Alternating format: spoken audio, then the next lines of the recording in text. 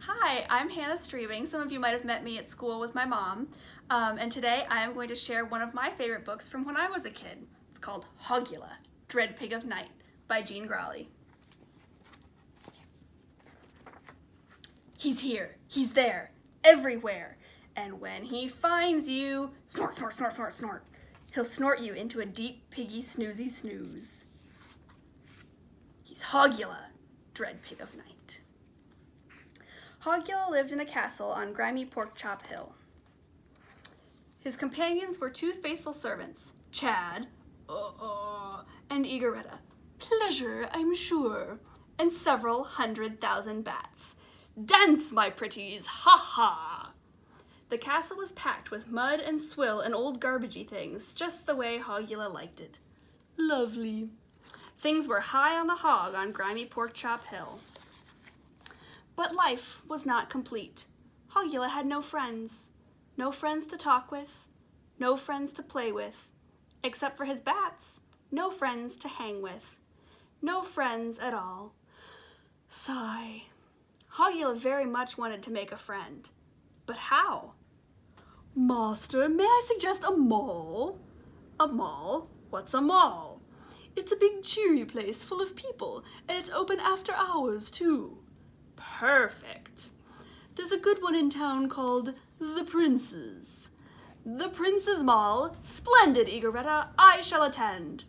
Remember one thing, Master. You must be back by bedtime before you turn into your usual monstrous snorting self. Bedtime. I shall. Darkness fell, and Hogula departed for the Prince's Mall that very night. He liked it right away.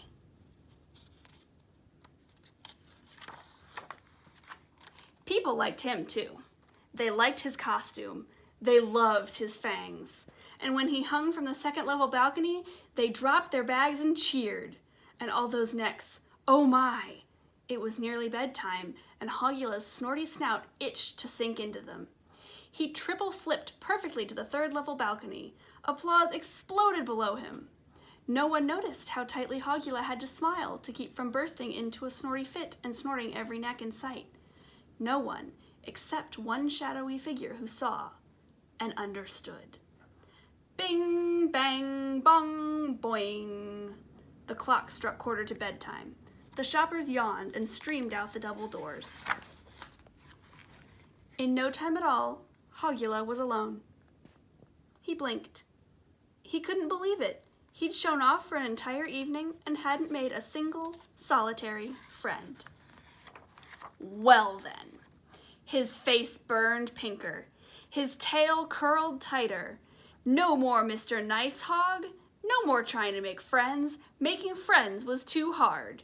From now on, he would roam the world as the one true thing he was, the awful, snortful, fangful and friendless Hogula, Dread Pig of Night. Hey, sir, your shoe. This was Elvis Ann. That night, she went here, there, everywhere. Trick or treat, like, is this your shoe? Slam! Trick or treat, like, is this your, don't you know it's after bedtime?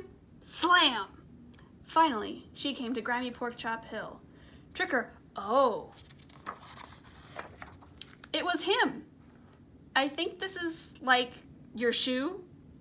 No, it's my glove, but how kind of you. Won't you come in? Excellent. Master's midnight snack has delivered itself to the door. He was strange. He was wonderful, unlike anything she'd ever met before. In some deep, mysterious way, Elvis Ann just knew they'd make a perfect team. She wasn't sure about these other two. Hogula smiled. Never had he wanted to snort a tempting bit of mortal so badly. He moved to her face, passed her face to her ear, and brought his twitching piggy snout to that delicious spot on her neck, when he noticed her lips were twitching too. Hogula paled. Before he could scream and jump out of the way... Ah! She smooched him! And it wasn't an ordinary smooch. Her lips left her face like a water balloon shot from a bazooka and splashed a big wet one right on his kisser. Then, blam, blam, blam! She machine-gunned her lips around the room. Hogula gasped. She was going for the bats. Great sufferin' sausage links, he cried. I know who you are. Hogula was sure now. This was no ordinary mortal. This was the Elvis Ann, dread queen of Kissy Face, known for kisses so slurpy and noisy and tickly and gross, even he was powerless before her fiendish charms. Just as Elvis Ann had thought, they were a perfect match. There was no one in the world like Hogula, and no one like Elvis Ann. They were made for each other friends. To keep their friendship perfectly porky, they made 3 rules. 1. Hogula could snort. 2. Elvis Ann could kissy face. 3. They could not snort or kissy face each other. In friendship, sometimes you have to give a little to get a lot back.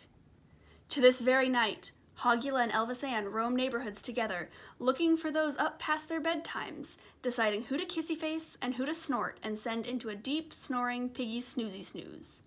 They're here. They're there. They're everywhere. And when they find you, kissy slurp, snort, snort, good bite.